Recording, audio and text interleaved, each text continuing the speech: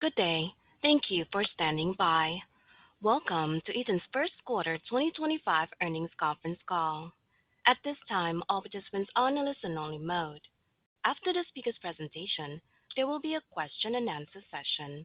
To ask a question during the session, you will need to press star 11 on your telephone. You will then hear an automated message advising your hand is raised. Please note that today's conference is being recorded. I will now hand the conference over to your speaker host, Yan Jin, Senior Vice President of Investor Relations. Please go ahead. Hey, good morning. Thank you all for joining us for Eaton's first quarter 2025 earnings call. With me today are Craig Arnold, our Chairman and CEO, Paulo Ruiz, President and Chief Operating Officer, and Olivier Leontandi, Executive Vice President and Chief Financial Officer. Our agenda today includes the opening remarks by Paulo. Then he will turn it over to Olivier, who will highlight the company's performance in the first quarter. As we have done our past calls, we'll be taking questions at the end of Paulo's closing commentary. The press release and the presentation we'll go through today have been posted on our website. This presentation includes adjusted earnings per share, free cash flow, and other non-GAAP measures. They're reconciled in the appendix. A webcast of this call is accessible on our website and will be available for replay. I would like to remind you that our commentary today will include statements related to the expected future results of the company and are therefore forward-looking statements. Our actual results may differ materially from our forecasted projection due to a wide range of risks and uncertainties that are described in our earnings release and the presentation. With that, I will turn it over to Paulo. Thanks, Yan. Before we begin, I just want to take a minute to acknowledge Craig Arnold as he prepares to retire at the end of this month. For his incredible leadership over the past 25 years at Eaton, but especially during the 9 years as Chairman and CEO, his focus on fostering a values-based culture, strong attention to ethics, and commitment to high standards have laid a very strong foundation for our growth. And the action he's taken to transform our portfolio has positioned us for faster growth, higher margins, and better earnings consistency. So under Craig's strategic guidance, we have consistently delivered strong shareholder returns, with our stock value rising from $61.65 on June 1st, 2016, to $294.37 as per April 30th, 2025. So thank you, Craig, for your strong leadership and the legacy you leave us with. I'm really excited and energized to be leading Eaton at such an electrifying time. On that note, let's get into the results. We'll start with some highlights on the quarter in which we've delivered another strong set of results to start the year. We generated Q1 record adjusted EPS of $2.72, up 13% from the prior year. Organic growth accelerated to 9% from 6% in the prior quarter, with particular strength in Electrical Americas, Aerospace, and Electrical Global. And we also delivered Q1 record segment margins of 23.9%, which was in line with our guidance and expectations. Meanwhile, market activity remained strong and orders remained at a very high dollar value. Total company orders increased 3% versus prior quarter. And as a result, total Eaton book-to-bill ratio at 1.1, with backlog growth year over year and sequentially. With a strong start of the year, robust backlog, and strong secular trends, we are set up to deliver another year of differentiating results while we navigate through an increasingly dynamic environment.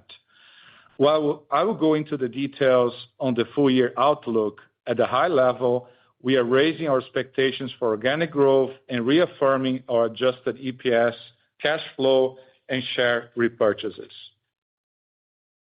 Turning to page 4 now, we present this chart at our annual investor conference in March.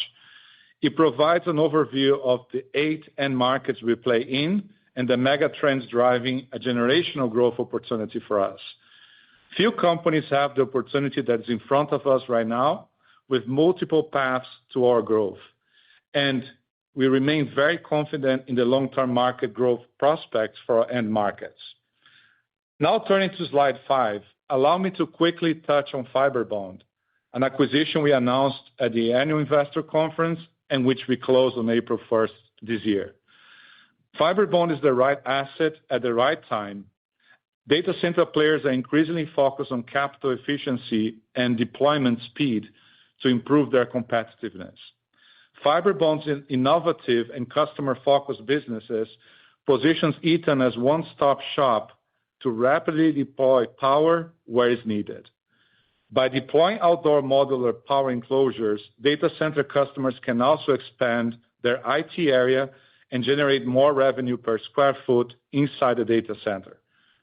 In data center markets, we continue to see construction starts and put-in-place construction showing strong growth.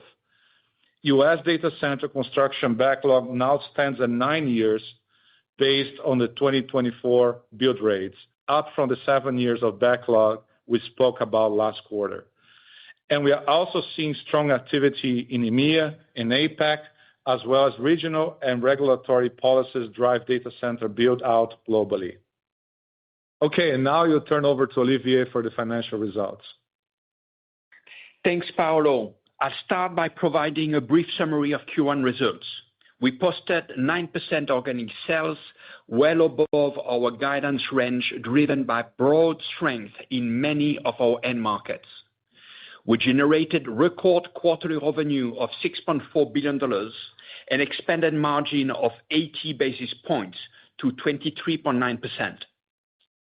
Adjusted EPS of $2.72 increased 13% from a strong start to the year, above the midpoint of our guidance. Now let's move to the segment details. On slide 7, we highlight the Electrical Americas segment. Once again, the business executed at a high level and delivered another record quarter. Organic sales growth accelerated to 13%, driven primarily by strength in data center and utility end markets. Operating margin of 30% was up 80 basis points versus the prior year, benefiting primarily from higher sales. Orders, from a dollar perspective, remained at a high level. As expected, orders versus prior year were down 4% on a rolling 12-month basis to a tough comp from one large multi-year data center order in Q1 2024. Excluding this lumpiness, orders for the segment were up 4% on a rolling 12-month basis, and data center orders were up 11% on the same basis.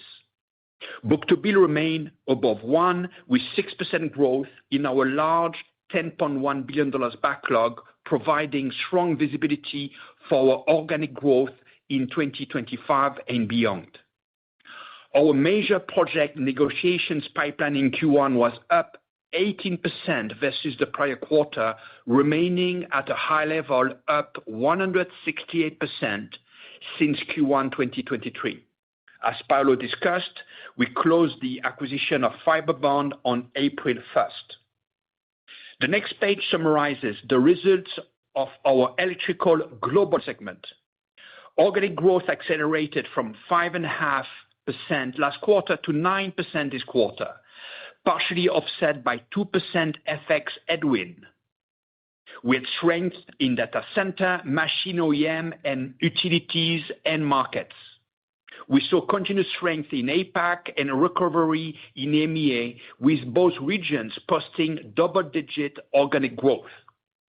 Operating margin of 18.6% was up 30 basis points over prior year, driven primarily by sales growth and operating efficiencies.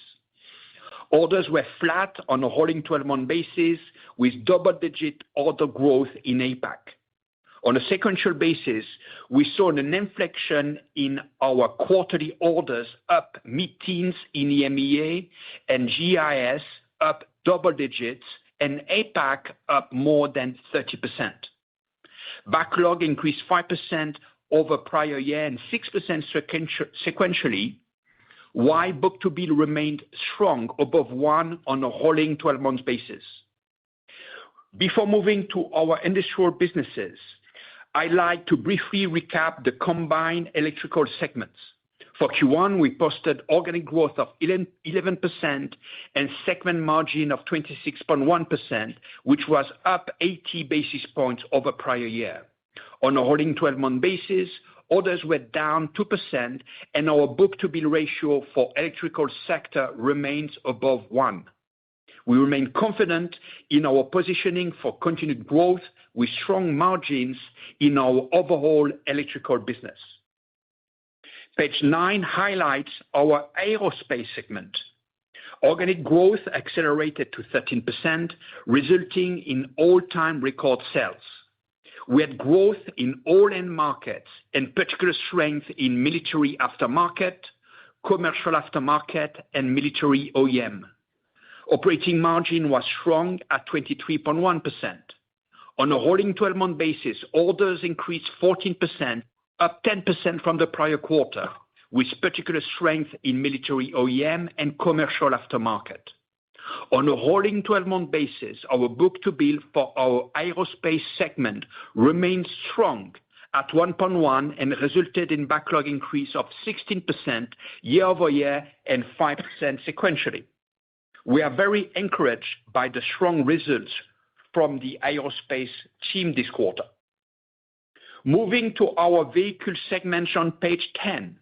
In the quarter, revenue was down 15%, including an 11% organic decline, primarily driven by weakness in both commercial and ICE light motor vehicle markets in North America and 4% unfavorable FX.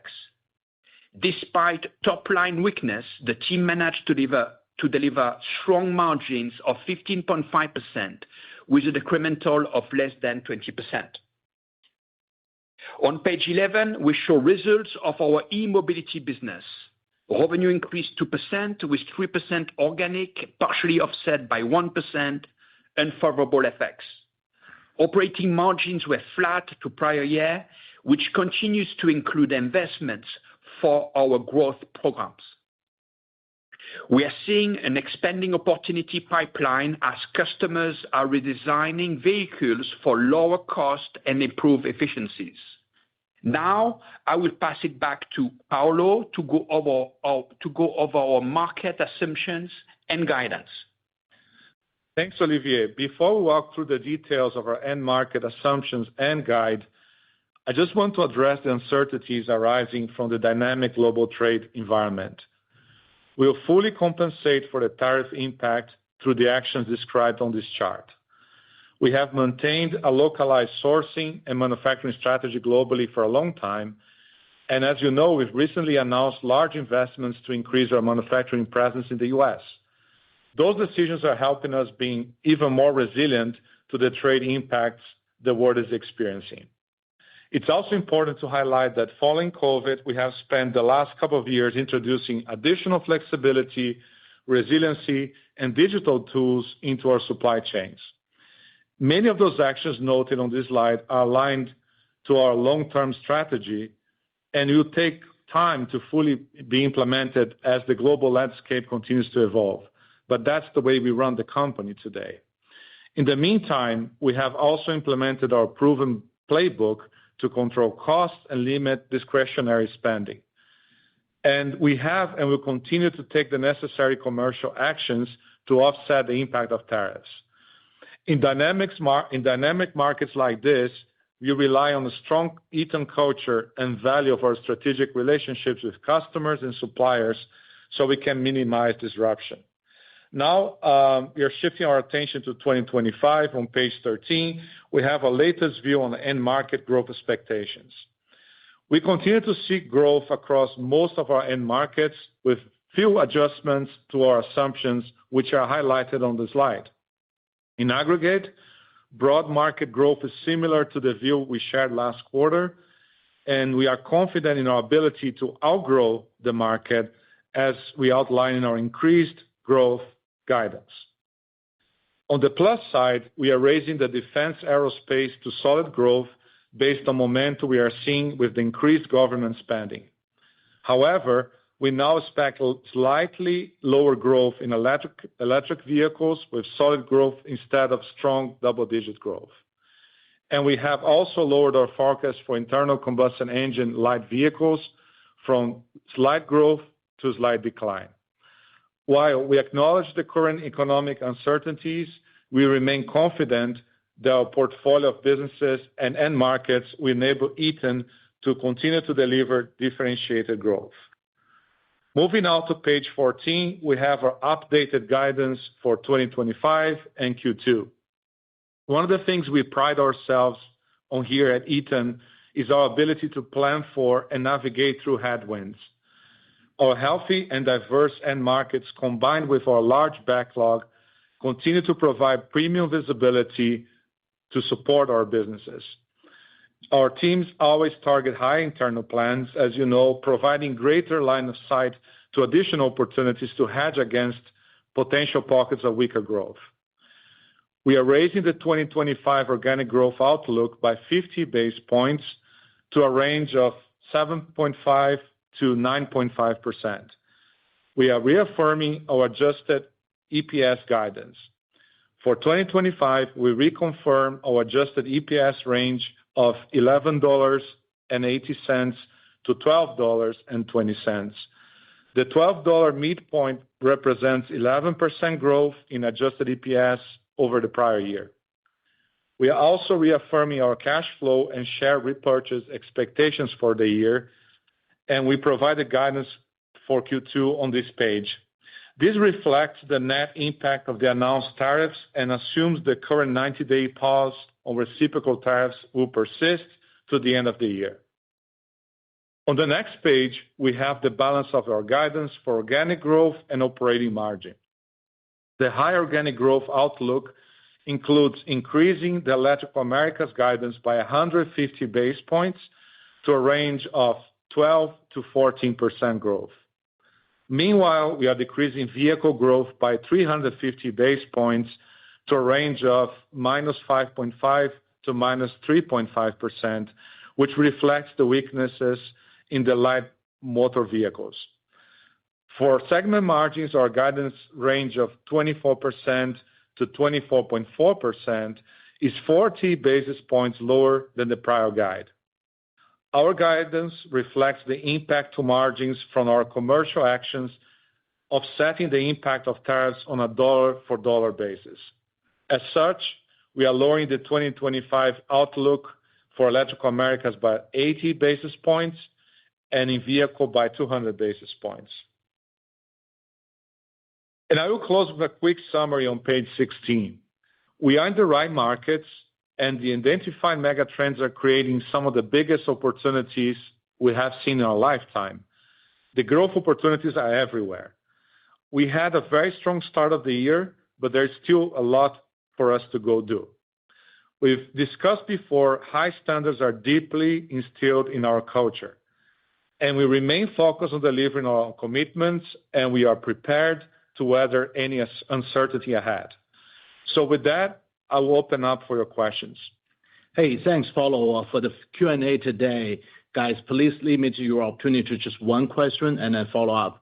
Thanks in advance for your cooperation. With that, I will turn it over to the operator to give you guys an instruction. Thank you. Ladies and gentlemen, to ask a question, you will need to press star 11 on your telephone and wait for your name to be announced. To withdraw your question, simply press star 11 again.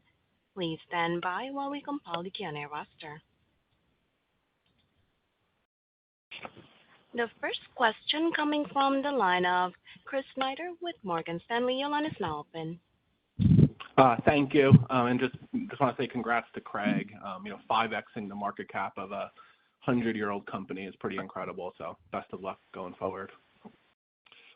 For my question, I wanted to ask on data center, given all the market focus there. Could you just provide some color on Q1 performance?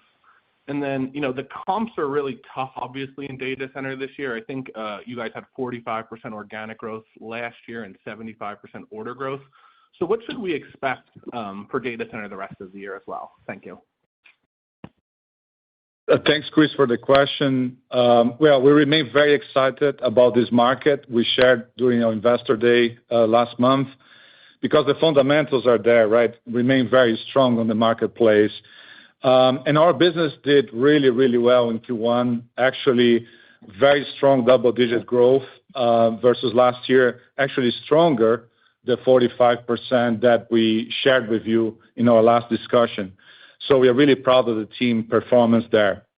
In terms of the look forward, we expect orders to be at the high level of negotiation activity we have.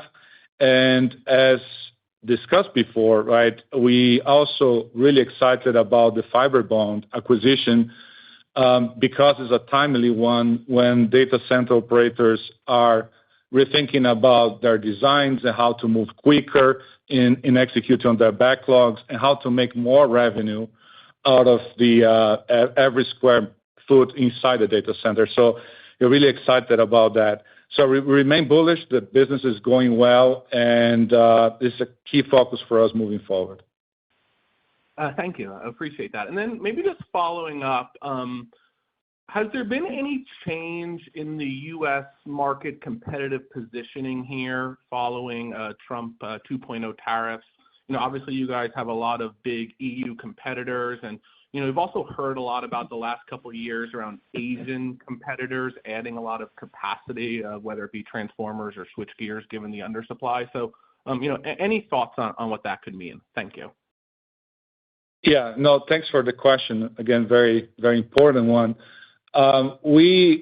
It's no surprise for anyone. You know that we are by far the biggest player in the U.S. in terms of our footprint historically, but also that we made record announcements in terms of expanding that footprint and that capacity starting already last year. So we have a head start. We had a head start, and all those projects are undergoing gradually. And I think we feel really good about that position, the head start we had. I would say this in terms of the competitive advantages we have. We do a lot in the U.S., so we depend very little on the external world to serve this big market here. But also globally, our other businesses in Europe and Asia, they don't depend on the U.S. Some other competitors we have, they serve the U.S. out of Europe. We don't have that. We have a local for local, I'd say, strategy and implementation. So on that, although I'm not advocating for tariffs here, but on that is a positive effect for Eaton's competitiveness. Thank you, Paulo. Appreciate that. Thank you. Thank you. The next question coming from the line of Andrew Obin from Bank of America. Your line is now open. Yes, good morning, and congratulations to Craig. What a run. Thanks, Andrew. Appreciate that. And now I'll turn over to Paulo. So first question on Electrical Americas order outlook. Look, you had a tough comp in the first quarter, but how should we think about your Electrical Americas orders going forward for the balance of 25? Okay. Thanks, Andrew, for the question. I would say this.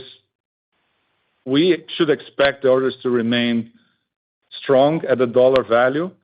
And based on the record backlogs we have and the visibility into 2025, we feel good about Electrical Americas,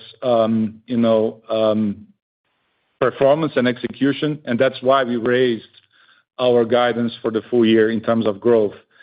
As we discussed before, and you pointed out, those orders can be lumpy, especially when you have a very large multi-year order in a single quarter. So it's also important for us to track the pipeline in terms of negotiations. So I would say our negotiation pipeline remains very strong, similar to past quarters. And to give you a little more color, since the last time we met for earnings, we see sequential momentum, and the sequential momentum is about 18% higher than last quarter. And I give you more detail inside this because we really work really hard on this pipeline with our team. So for larger businesses, think about data centers and think about industrial, both up, data centers 18% up, industrial over 40% up. We also have increases in smaller businesses in terms of healthcare, education, water, wastewater, et cetera. And on the flip side, to be balanced here and give you a big balanced view, the only markets we see decline in negotiation pipeline are in commercial buildings and transportation, but they are smaller than the other markets before, and they are down around 20%. So overall, the number is 18% up, so that gives strong confidence in our future order pipeline.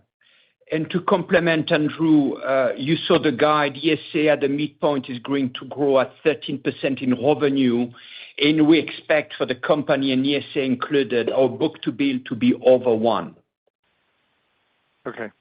Thank you. And just to follow up on the Electrical Americas, so maybe first quarter utilities performance, we attended DistribuTech several weeks ago that seemed to be pretty optimistic, and your utility business has continued to post strong revenue growth over the last several years. So, can you give us some color about your performance in the first quarter? Thank you. Yeah. Well, as we shared in our Investor Day, this is another market that we have very strong growth potential. We feel really good about utilities. We highlighted that in March. So I think here, again, the teams are doing a fantastic job, not only in North America, as you mentioned, but globally. And I would say this, if we were already very well positioned with our very, very vast and comprehensive portfolio, we're going to be even more prepared as we continue to invest in leading technology. So we have a full commitment here to this end market. And I said before as well, we have a differentiated portfolio, not a commoditized utility portfolio. That's why our performance is differentiated here. So to give you some color on the development year over year, our whole electrical business globally for the electrical sector grew mid-teens over last year, which is a very strong performance, with high single digit in global and high teens in America. So very, very strong performance. Thank you. Thank you. And the next question coming from the line of Nigel Coe from Wolfe Research. Your line is now open. Good morning, everyone. Thanks for the question. So Electrical Global has been lagging, but had a nice acceleration this quarter, 9% organic growth and pretty strong orders. I think you called out APAC orders up 30%, and machine OEM also up, I think, double digits. So just curious, just a bit more color in terms of what you're seeing in those two verticals. Yeah, no, thanks for the question, Nigel. We had a very strong performance in global this quarter. You saw the growth around 9%. And if you look at individual businesses, APAC, fantastic performance, mid-teens, and also low double digits for EMEA. So very good story here. What we're seeing in terms of the market development, utility markets are on fire globally, as I said before. Data center markets really strong as well over the globe. And then for the short cycle businesses, we see MOEM as stabilizing and start to grow again. And Resi is the market there where we don't see recovery globally. So that provides a good picture, but I'm glad to see the results. I think you pointed out, you all, the analysts and investors, that we had opportunities in improving our aerospace and our Electrical Global businesses. And although there is a ton for us to go do, for me to go do, I'm encouraged by the green shoots we start to see here with the teams. That's great. And Paolo, it looks like you're leaning out the slide pack. There's a few slides that are missing from what we normally see. So I'm just curious, the mega project slide has always garnered a lot of attention. So I'm just curious, what you're seeing on mega projects in the U.S. I think the last time we saw that slide is about $1.7 trillion, about, I think 17% had kind of been tendered. So just a mark-to-market there would be helpful. No, thanks for the question. Now, in retrospect, I think I should have added that slide back on. I give you the information. We track that very rigorously. So in Q1 was another strong quarter for announcements, actually 42 projects, and in dollar amounts, $169 billion. So very, very high announcement rate, over 40% versus last year. And if you look back, we did that exercise here with our leadership team. If you look back, the announcement rate monthly increased to $57 billion. So again, very impressive set of numbers. And then you think about starts, most of those projects haven't started. It's just 15% of them started. So the message we always emphasize, we're going to continue to emphasize, is of a long tail of businesses coming into the U.S. from those mega projects. And in terms of starts, Dodge data, Dodge forecast sees that there will be around $300 billion in starts for this year versus $135 billion last year. So even if we don't believe all those projects will start as planned, there's plenty of room to show still strong growth year over year. We're tracking, Nigel, also, you do too, the level of cancellation, and we haven't seen any change. It's still in the 11% range. Yeah, and just to give you another data point on momentum here, think about this. We tracked this since 2021, I guess. Yep. And we booked little less than $2 billion, let's say, in orders from those projects. We have $3.6 billion in negotiation pipeline today. So there is definitely acceleration, definitely takes time. It's a long tail for the business. That's great color. Thank you. Thank you. The next question coming from the line of Jeffrey Sprague from Vertical Research. Your line is now open. Hey, thank you. Good morning, everyone. Just back to, hey, how's it going? Good to connect. Could you share with us what the gross tariff impact is that you're wrestling with here, and give us some sense of how much of it is price versus cost and other actions? Certainly get price must be an important part in the margin friction, but help us size that up, please. Yeah, so first of all, I want to give you and everyone around the call the reassurance that we take tariffs really, really seriously, and we meet frequently with the team. The teams meet every second day. I personally meet with the team every week. And I think I should also say, and I hope you appreciate, is a rather very dynamic environment with announcements coming every single week. So we decided not to disclose that number because we will be wrong in a week's time. What you can expect of us is that we'll continue to run this with the biggest rigor possible, trying to mitigate the cost pressure. And at whatever cost pressure we get, we're going to recover on a dollar-by-dollar basis in terms of pricing. Maybe, Olivier, if you want to add some color. No, I mean, we had a slide on this. We're going to use three levers. It's quite intuitive. One, we're going to manage our cost. Two, we're going to implement supply chain actions. And three, pricing will be one of the elements. So the three levers would be at play for us to mitigate on a dollar-by-dollar basis the impact of tariff. Now, we will see how the tariff evolves. We expect over time to recover from a margin standpoint, but not this year. Understood. Okay, and then maybe as a separate question, not a follow-up per se, but Paula, you mentioned, kind of the focus on global, right? That's one of your to-do list items here as you step into the leadership role. Obviously, nice to just see this market tailwind starting to kick into gear, but how quickly can you sort of action, kind of organic initiatives there, or start to tuck in with some of the bolt-ons that you must be thinking about to kind of round out your position in some of these growth verticals internationally? Yeah, so thanks for the question. So I think there are many elements to Global's improvement, and most, if not all of them, are also applicable to aerospace. First of all, operationally, we can do better. based on the business we already have in hands. And we are working on that, strong leadership in place, support of the whole company. So that's something that is in our full control in self-help. The other element is about the portfolio. We have an organic strategy.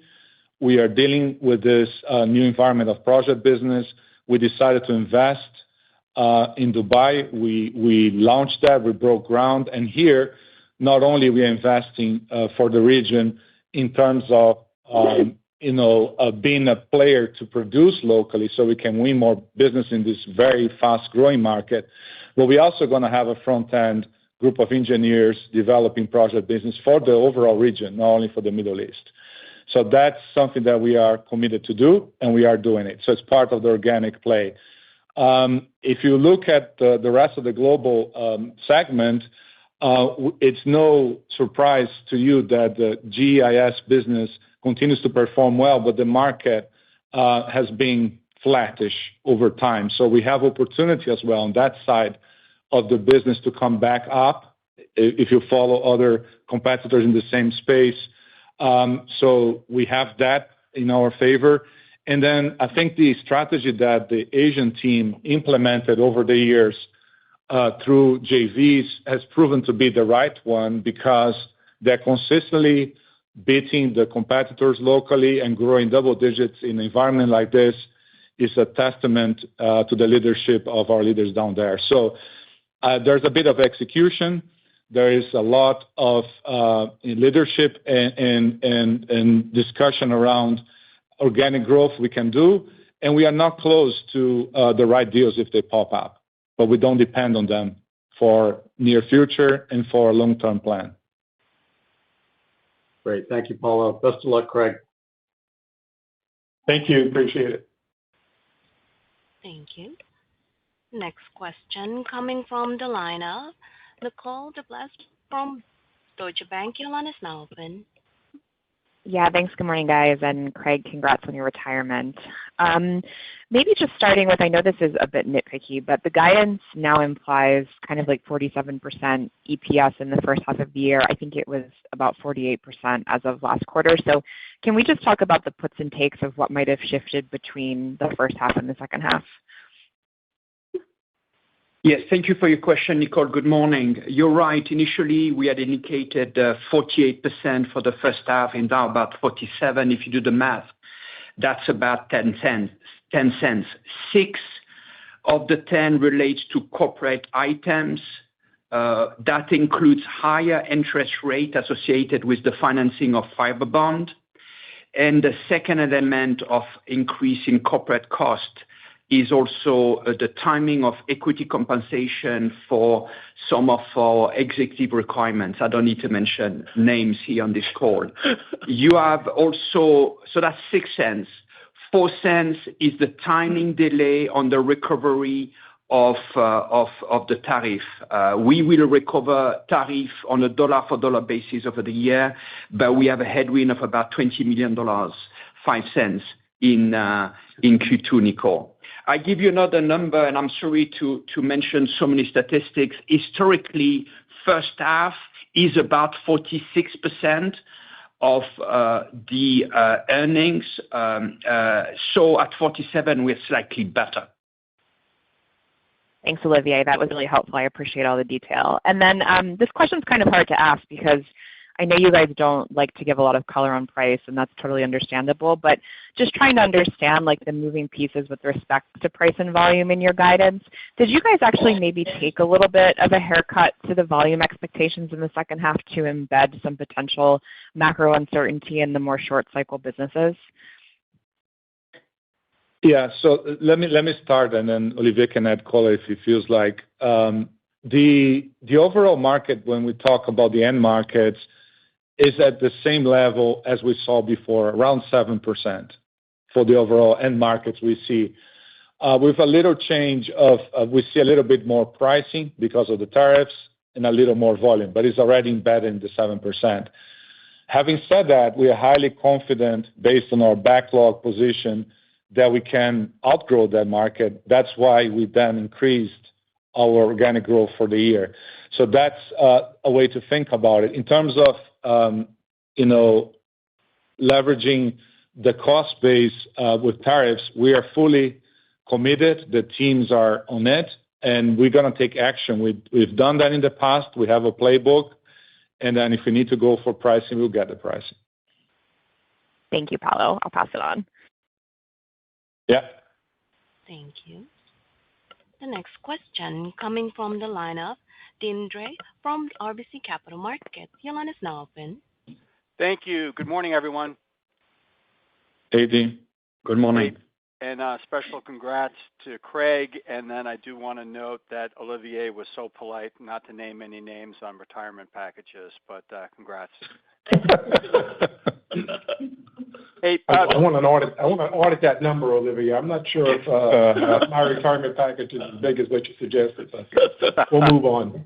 All right. Yeah, let's move on. So can we dive a little deeper into the implications on data center backlog going from 7 years to 9 years for the industry? Because that's really significant. Just talk about implications and opportunities. And are there opportunities for Eaton to increase the share of wallet in particular?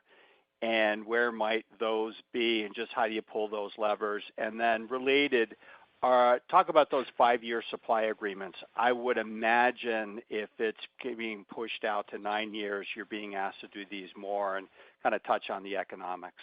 Thanks. Yeah, no, thanks. Very, very, very good question here. If you think about the implications, that it's not going to take 9 years for them to build this. The industry will continue to find ways to build faster and to get things done in a more, I'd say, productive and competitive way.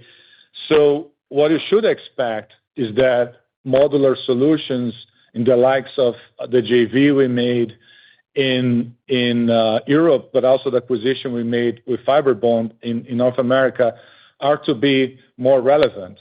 One, because you take a lot of engineering requirement away from the data center operators, is largely used already today by multi-tenant data center builders, and with very much interest from hyperscalers to adapt as well.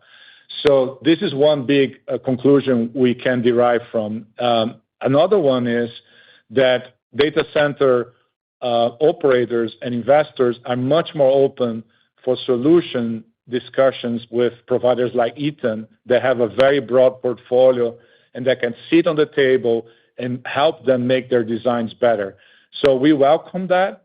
We are by far the company that keeps investing this the most, and we are hiring also experts that can have this dialogue in the designs of our customers and how to accelerate their produce. The other part of it is not only about speed, it's about efficiency of capital. Think about making best returns out of the dollar, not only because of timing. And then, again, we're going to talk about removing equipment from inside the data center so they can have more revenue from the racks. Again, we are there. We are at the table. We are discussing with our biggest customers in how to help them. So there are consequences, and I think they are positive for Eaton. And the 5-year supply agreements? We have those long-term agreements, of course. I don't see a change there. I don't see people going for 9 years. I think it's too long and too speculative for me to say that. I haven't seen that so far. Great. And just a related question, and Chris' earlier question touched on this. Can you address barriers to entry? See lots and lots of new competitors like at Supercompute. I know being on an approved vendor list is extremely important, but what are the other barriers to entry? Can you repeat the beginning of your question? I didn't get the beginning of it. Yeah, just the idea that with this kind of growth, there's more competitors coming into the market. Chris Snyder mentioned it in his first question. Just the idea of how is Eaton positioned already? I know you're on a number of approved vendor lists and the hyperscale players, but where else are there barriers to entry because this market is attracting lots of new competitors? A very good question. Of course, the designs of the future is when you put your name on the table and then you become relevant. So we have the fortune to be present all the way from the utility feeder all the way down to the server rack, right? So that gives us a tremendous, advantage there. And to your point, of course, it's a big market. It attracts interest from many players. But we also need to work with the chip manufacturers today. That's the difference. In the past, we only work with, the data center, hyperscalers, and multi-tenant. Today, the collaboration is much more intensive, is much deeper. Therefore, you need to have open discussion with the likes of the chip manufacturers here, NVIDIA, and so on.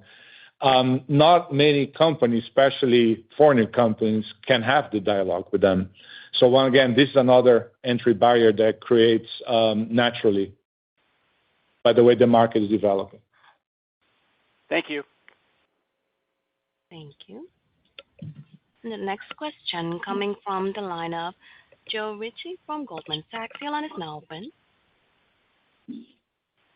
Thanks. Good morning, guys. And Good morning. Congratulations, Craig. Yeah. So thanks, Joe. Appreciate it. My first question. I know that you don't want to give the exact tariff impact, and there's a couple of ways to maybe just parse this out. But if I take a look at just the change in your segment margins in the two segments, Electrical Americas and in Vehicle, it's like roughly $150 million impact for given based on the original guidance versus this guidance. And I fully appreciate that the vehicle markets are a little bit worse, but that doesn't fully explain it. And so I'm trying to understand, like, maybe even outside of the one-for-one tariff and pricing impact, what else has anything else really changed on the margins? Fully recognizing that vehicles probably gotten a little bit worse. Joe, if you were to look, we haven't changed our guide, so 12 cents at the midpoint of EPS. If Fiberbond is neutral from an EPS standpoint, you have to conclude that tariff are neutral from a dollar standpoint as well. We have said this.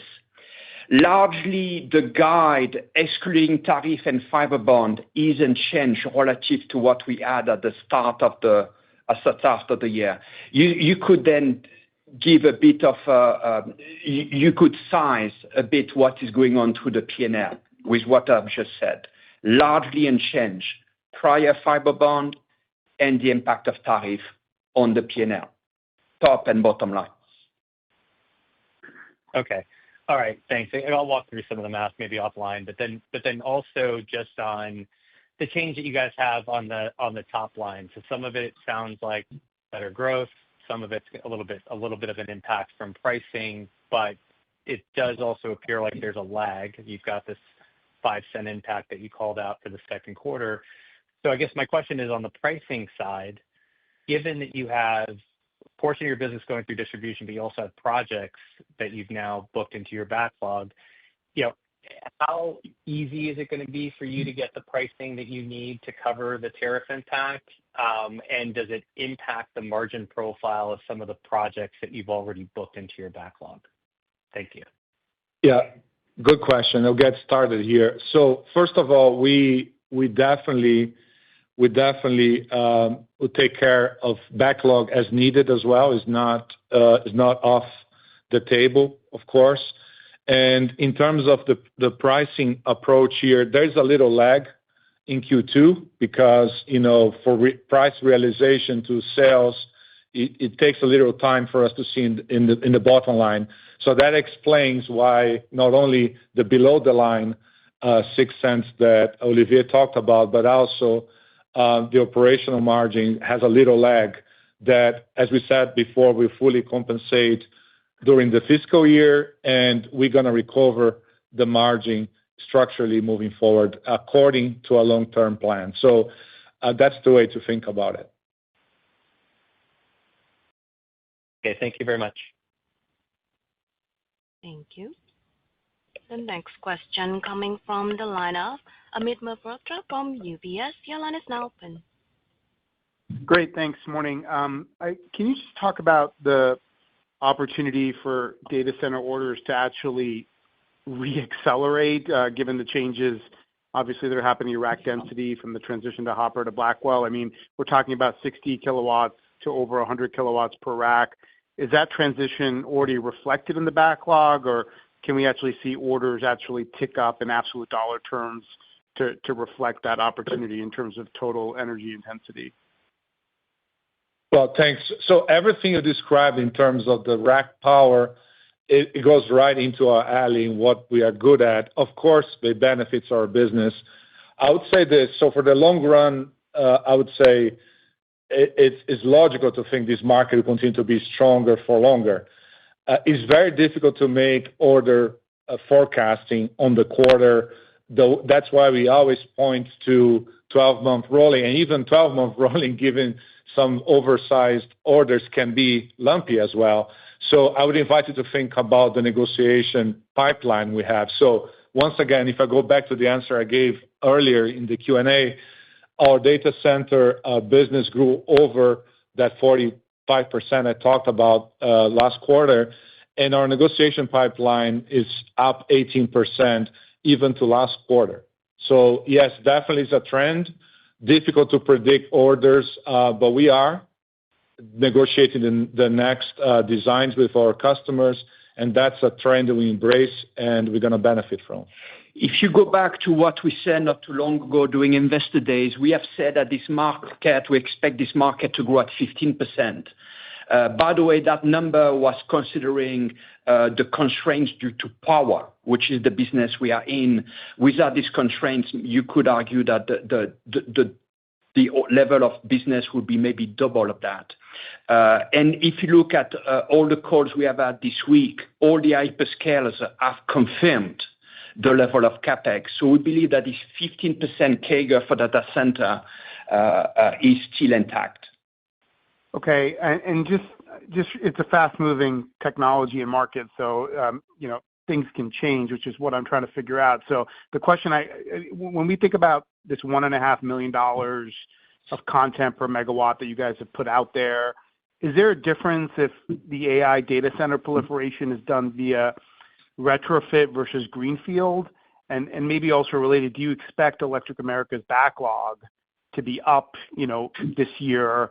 Or maybe do we start burning some of that just as the capacity comes online? So to the first part of your question, I would say this, that the AI data centers will increase our dollar per megawatt content because of the reasons you just described before in terms of the power density, how much of electrical equipment goes within it. But also because you need UPSs even for the liquid cooling part of the portfolio. So there is definitely a growth in that area. And then a second part of your question was once again on what? Can you repeat the second part? So it was just about the retrofit versus the greenfield part of the equation in terms of content, if it matters. And the EA backlog, EA backlog growing, year on year. Okay, that's the part I was missing, the backlog. So on the retrofit versus new builds, we try to find solutions for our customers that it's modular. So think about building blocks that will feel and look the same, whether you're doing inference or whether you're doing training AI. So and we are working on that very closely. When we get these designs done with customers, then it becomes a very good opportunity for us to do retrofit. So it's not a disconnected effort. It's a very well-connected effort. To your question on the backlogs for Electrical Americas, it's difficult to predict order development, but we see that our book-to-bill will continue to be above 1. That's what we are aiming for. Wonderful. Thank you. Have a good weekend. Appreciate it. Same to you. Thank you. Next question coming from the line of Tim Sun from Raymond James. Your line is now open. Oh, great. Thank you. Just going back to the electrical global discussion earlier, and nice to see maybe we've got some tailwinds there from an organic growth perspective. I'm just thinking about the implications for profitability. I think since the restructuring has been underway, there's been just over $100 million of restructuring charges that segment has incurred. So how should we think about kind of the timing and the realization of some of the associated savings in that particular business? So the improvement of the margin in our global business has been a focus for the management team, and that's why we have most of the restructuring targeted at this business. We see the second half the second half being impacted by restructuring programs more than the first half, indeed. Meaning the savings with that, or I'm sorry. Both the impact of the program and the associated savings. Correct. Got it. Okay.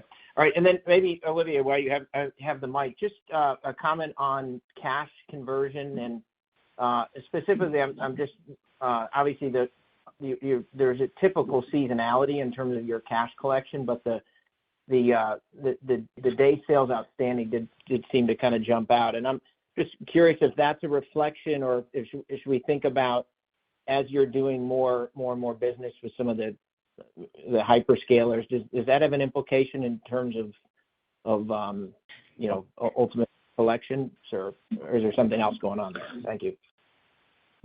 No, if you look at the performance of the cash in the quarter, the big variable impacting our cash was actually inventory, and that was intentional. We build, like other companies, we build inventory to manage tariff. That was about 4 days, give or take, of inventory. It's about $150 million. And the inventory was built in parts which are going to be more targeted by tariff. We haven't changed our free cash flow guide for the year. And to answer to your question on DSO should be relatively flat year on year, nothing specific going on. You could have a phasing in a quarter because how the sales are phased in a particular quarter, but nothing happening on DSO. It's an inventory story. Okay, very helpful. Thank you, sir. Thank you.